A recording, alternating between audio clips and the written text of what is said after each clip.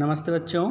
आज हम आपकी किताब स्पर्श का पाठ पढ़ने जा रहे हैं।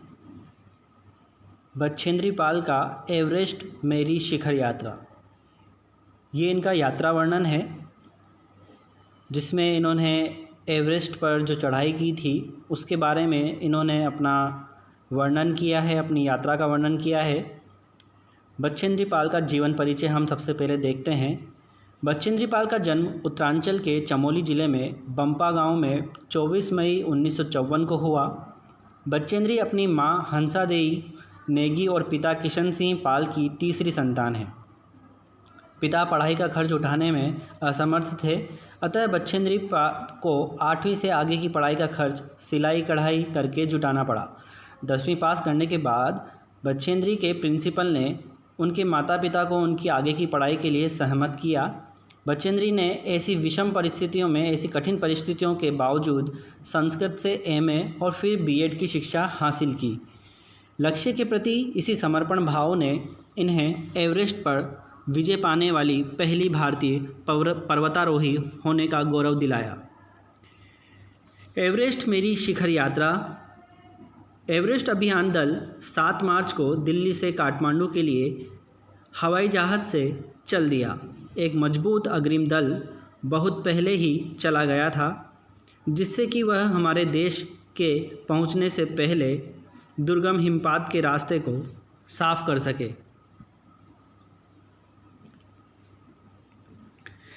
नामचे बाजार शेरपा लैंड का एक सर्वाधिक महत्वपूर्ण नगरीय क्षेत्र है। अधिकांश शेरपा इसी स्थान तथा यहीं के आसपास के गांव के होते हैं। यह नमचे से बाजार ही था जहां से मैंने सर्वप्रथम एवरेस्ट को निहारा, जो नेपालियों में सागरमाथा के नाम से प्रसिद्ध है। मुझे ये नाम अच्छा लगा।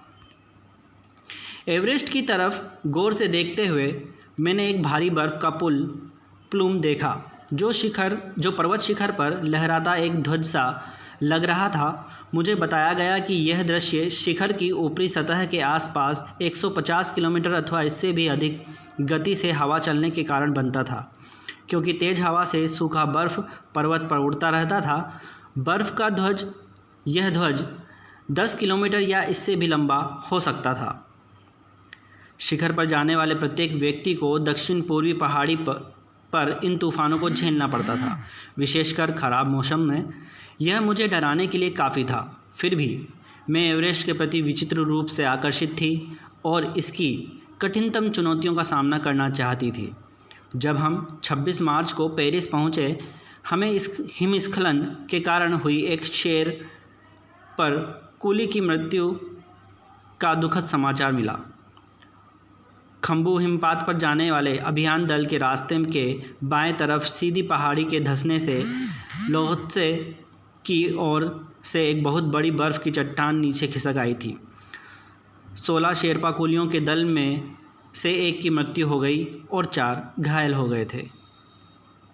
इस समाचार के कारण अभियान के दल के सदस्यों के चेहरों पर छाए अवसाद को देखकर हमारे नेता कर्नल खुल्लर ने स्पष्ट किया कि एवरेस्ट जैसे महान अभियान में खतरों को और कभी कभी तो मृत्यु भी आदमी को सहज भाव से स्वीकार करनी चाहिए। उपनेता प्रेमचंद, जो अग्रिम दल का नेतृत्व कर रहे थे, 26 मार्च को पेरिस लौट आए। उन्होंने हमारी बड़ी बाधा खुम्बू हिमपात की स्थितियों से हमें अवगत कराया।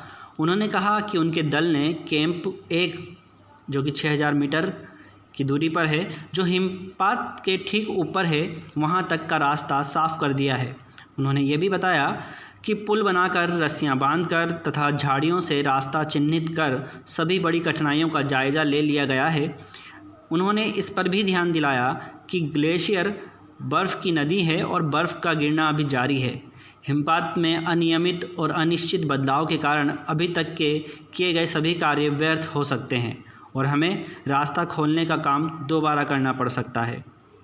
बेस कैंप में पहुंचने से पहले हमें एक और मृत्यु की खबर मिली। जलवायु अनुकूल ना होने के कारण एक रसोई साहब की मृत्यु हो गई थी। निश्चित रूप से हम आशाजनक स्थिति में नहीं चल रहे थे। एवरेस्ट शिखर को मैंने पहले 2 बार देखा था, लेकिन एक दूरी से।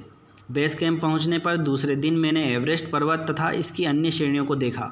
मैं भौचक्की होकर खड़ी रह गई और एवरेस्ट लोहत्से और नुत्से की ऊंचाई से गहरी बर्फीली टेढ़ी मेढ़ी नदी को निहारती रही। हिमपात अपने आप में एक तरह से बर्फ़ के खंडों का अव्यवस्थित ढंग से गिरना ही था। हमें बताया गया कि ग्लेशियर के बहने से अक्सर बर्फ़ में हलचल हो जाती थी, जिससे बड़ी बड़ी बर्फ़ की चट्टानें तत्काल गिर जाया करती थी और अन्य कारणों से भी अचानक प्रायः खतरनाक स्थिति धारण कर लेती थी। सीधे धरातल पर दरार पड़ने का विचार और इस दरार का गहरे चौड़े हिमविदर में बदल जाने का मात्र ख्याल भी बहुत डरावना था। इससे भी ज़्यादा भयानक इस बात की जानकारी थी कि हमारे संपूर्ण प्रवास के दौरान हिमपात लगभग 1 दर्जन आरोहियों और कुलियों को प्रतिदिन छूता रहेगा। दूसरे दिन नए आने वाले अपने अधिकांश सामान को हम हिमपात के आधे रास्ते तक ले गए। डॉक्टर मीनू मेहता ने हमें एल्युमिनियम की सीढ़ियों से अस्थायी पुलों का बनाना, लट्ठों और रस्सियों का उपयोग, बर्फ़ की आड़ी तिरछी दीवारों पर रस्सियों का बांधना और हमारे अग्रिम दल के अभियांत्रिकी कार्य के बारे में हमें विस्तृत जानकारी दी। तीसरा दिन हिमपात से कैंप 1 तक सामान ढोकर चढ़ाई का अभ्यास करने के लिए निश्चित था। रीता गोम्बू तथा मैं साथ साथ चढ़ रहे थे। हमारे पास एक वॉकी टॉकी था जिससे हम अपने हर कदम की जानकारी बेस कैंप तक पर दे रहे थे।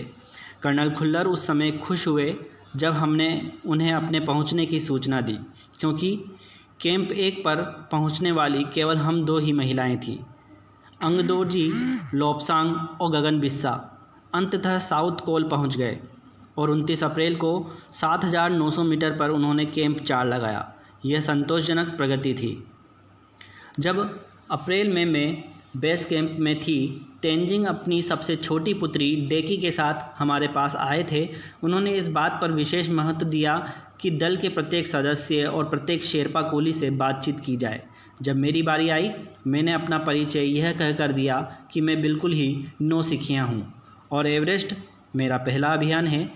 तेंजिंग हंसे और मुझसे कहा कि एवरेस्ट उनके लिए भी पहला अभियान है, लेकिन यह भी स्पष्ट किया कि शिखर पर पहुंचने से पहले उन्हें 7 बार एवरेस्ट पर चढ़ना पड़ा था। फिर अपना हाथ मेरे कंधे पर रखते हुए कहा, तुम एक पक्की पर्वतीय लड़की लगती हो। तुम्हें तो शिक्षक पर पहले ही प्रयास में पहुंच जाना चाहिए। 15 से 16 मई 1984 को बुद्ध पूर्णिमा के दिन मैं लोहत्से की बर्फीली सीधी ढलान पर लगाए गए सुंदर रंगीन नायलॉन के बने तंबू के कैंप 3 में थी। कैंप में 10 और व्यक्ति थे। लोब्सांग तशारिंग मेरे तंबू में थे। एंडी शेरपा तथा 8 और अन्य शरीर से मजबूत और ऊंचाइयों में रहने वाले शेरपा दूसरे तंबुओं में थे। मैं गहरी नींद में सोई हुई थी। रात के 12:30 यानी 12:30 बजे लगभग मेरे सिर के पिछले हिस्से में किसी एक सख्त चीज़ के टकराने से मेरी नींद अचानक खुल गई और साथ ही एक ज़ोरदार धमाका भी हुआ। तभी मुझे महसूस हुआ कि एक ठंडी बहुत भारी कोई चीज़ मेरे सिर पर से मुझे कुछ लगती हुई चल रही है। मुझे सांस लेने में भी कठिनाई हो रही थी। यह क्या हो गया था? एक लंबा बर्फ़ का टुकड़ा हमारे कैंप के ठीक ऊपर लोहत्से ग्लेशियर से टूटकर नीचे आ गिरा था और उसका विशाल हेमपुंज बना हुआ था। हिमखंडों, बर्फ़ के टुकड़ों तथा जमी हुई बर्फ़ के इस विशालकाय पुंज ने एक एक्सप्रेस रेलगाड़ी की तेज गति और भीषण गर्जना के साथ सीधी ढलान से नीचे आते हुए हमारे कैंप को तहस नहस कर दिया। वास्तव में हर व्यक्ति को चोट लगी थी। यह आश्चर्य था कि किसी की मृत्यु नहीं हुई थी। लेप्सांग अपनी स्विच छुरी की मदद से हमारे तंबू का रास्ता साफ करने में सफल हो गए थे और तुरंत ही अत्यंत तेज़ी से मुझे बचाने की कोशिश में लग गए। थोड़ी सी भी देर का सीधा अर्थ था मृत्यु। बड़े बड़े हिमखंडों को मुश्किल से हटाते हुए उन्होंने मेरे चारों तरफ के कड़े जमे बर्फ़ की खुदाई की और मुझे उस बर्फ़ की कब्र से निकाल बाहर खींच लाने में सफल हो गए। सुबह तक सारे सुरक्षा दल आ गए थे और 16 मई को प्रातः 8 बजे तक हम प्रायः सभी कैंप 2 पर पहुंच गए थे। जिस शेरपा की टांग की हड्डी टूट गई थी उसे एक खुद के बनाए स्ट्रेचर पर लिटाकर नीचे लाए। हमारे नेता खुल्लर के शब्दों में यह इतनी ऊंचाई पर सुरक्षा का कार्य ज़बरदस्त साहसिक कार्य था। सभी 9 पुरुष सदस्यों को चोट अथवा टूटी हड्डियों आदि के कारण बेस कैंप में भेजना पड़ा। तभी कर्नल खुल्लर मेरी तरफ मुड़कर कहने लगे, क्या तुम भयभीत थी? जी हाँ। क्या तुम वापस जाना चाहोगी? नहीं, मैं बिना किसी हिचकिचाहट के उत्तर दिया। जैसे ही मैं साउथ कोल पहुंची, मैंने अगले दिन की अपनी महत्वपूर्ण चढ़ाई की तैयारी शुरू कर दी। मैंने खाना, कुकिंग गैस तथा कुछ ऑक्सीजन सिलेंडर इकट्ठे किए। जब दोपहर 1:30 बजे उसने मुझे चाय के लिए पानी गर्म करते देखा कि जय और मीनू अभी तक पीछे थे। मैं चिंतित थी क्योंकि मुझे अगले दिन उनके साथ खींच लड़ाई करनी थी। वे धीरे धीरे आ रहे थे क्योंकि वे भारी बोझ लेकर और बिना ऑक्सीजन के चल रहे थे। दोपहर बाद मैंने अपने दल के दूसरे सदस्यों की मदद करने और अपने एक थर्मस को जूस से और दूसरे को गर्म चाय से भरने के लिए नीचे जाने का निश्चय किया। मैंने बर्फीली हवा में ही तंबू से बाहर कदम रखा। जैसे ही मैं कैंप क्षेत्र से बाहर आ रही थी, मेरी मुलाकात मीनू से हुई। की और जय अभी कुछ पीछे थे। मुझे जय जेनेवा स्पर की चोटी के ठीक नीचे मिला। उसने कृतज्ञतापूर्वक चाय वगैरह पी, लेकिन मुझे और आगे जाने से रोकने की कोशिश की। मगर मुझे की से भी मिलना था। थोड़ा सा और आगे नीचे उतरने पर मैंने की को देखा। वह मुझे देखकर हक्का बक्का रह गया। तुमने इतनी बड़ी जोखिम क्यों ली बचेंद्री? मैंने उसे दृढ़तापूर्वक कहा। मैं भी औरों की तरह पर्वतारोही हूँ, इसलिए इस दल में आई हूँ। शारीरिक रूप से मैं ठीक हूँ, इसलिए मुझे अपने दल के सदस्यों की मदद क्यों नहीं करनी चाहिए? की हंसा और उसने पेय पदार्थ से प्यास बुझाई, लेकिन उसने मुझे अपना किट ले जाने नहीं दिया। थोड़ी देर बाद साउथ कोल से लहाटू और बिस्सा हमें मिलने नीचे उतर आए और हम सब साउथ कोल पर जैसी भी सुरक्षा और आराम की जगह उपलब्ध थी उस पर लौट आए।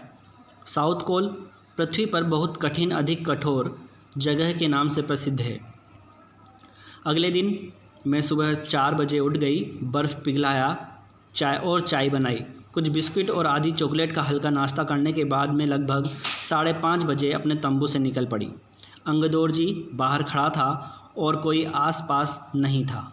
अंगदौर जी बिना ऑक्सीजन के ही चढ़ाई करने वाला था, लेकिन इसके कारण उसके पैर ठंडे पड़ जाते थे, इसलिए वह ऊंचाई पर लंबे समय तक खुले में और रात्रि में शिखर के ऊपर नहीं जाना चाहता था। इसलिए उसे या तो उसी दिन चोटी तक चढ़कर साउथ कोल पर वापस आ जाना था अथवा अपने प्रयास को छोड़ देना था। वह तुरंत ही चढ़ाई शुरू करना चाहता था और उसने मुझसे पूछा क्या मैं उसके साथ जाना चाहूँगी। एक ही दिन में साउथ कोल से चोटी तक जाना और वापस आना बहुत कठिन और श्रमसाध्य होगा। इसके अलावा यदि अंगदौर जी के पैर ठंडे पड़ गए तो उसके लौटकर आने का भी जोखिम था।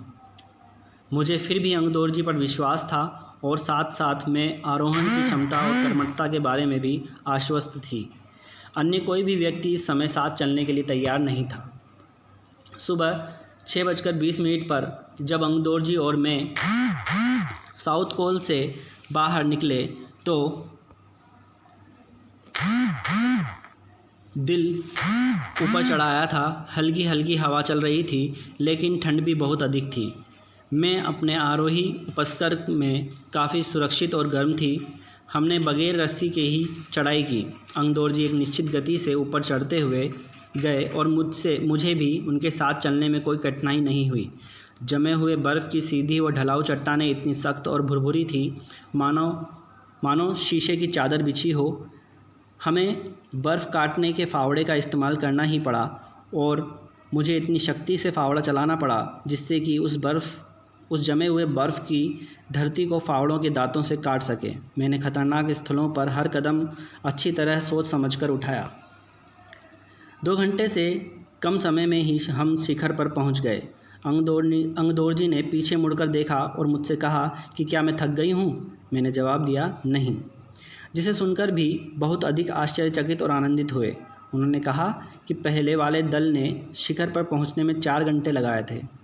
यदि हम इस गति से चलते रहे तो हम शिखर पर दोपहर 1 बजे तक पहुँच जाएंगे। लाहाटू और हमारे पीछे पीछे आ रहा था और जब हम दक्षिणी शिखर के नीचे आराम कर रहे थे वह हमारे पास पहुंच गया। थोड़ी थोड़ी चाय पीने के बाद हमने फिर चढ़ाई शुरू की। लाहाटू एक नायलॉन की रस्सी लाया था, इसलिए अंगदोरजी और मैं रस्सी के सहारे चढ़े, जबकि लाहाटू एक हाथ में रस्सी पकड़े हुए बीच में चला। उसने रस्सी अपनी सुरक्षा की वजह से हमारे संतुलन के लिए पकड़ी हुई थी।